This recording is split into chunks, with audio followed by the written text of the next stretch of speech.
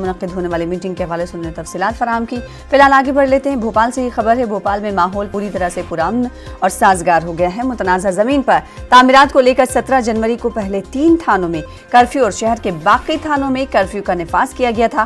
फिर थाना हनुमानगंज, टीला, जमालपुर और गौतम नगर में कर्फ्यू को खत्म करते हुए कल दफा 144 का निफाज किया गया था, मगर हालात साजगार होने के बाद अब सभी मकामात आज से पाबंदियां खत्म कर दी गई हैं।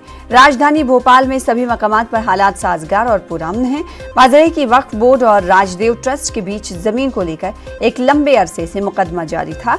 एक फरीक के हक में अदालत का फैसला आने के बाद जिला इंतजामिया ने कर्फ्यू का निफाज करते हुए इन्हें तामीरात की इजाजत दी थी। इस मामले में एमपी वक्फ ट्रिब्यूनल ने अर्जेंट समात यानी फौरी समात की दरखास्त कबूल कर ली थी और जिस पर 21 जनवरी को समात होने वाली है।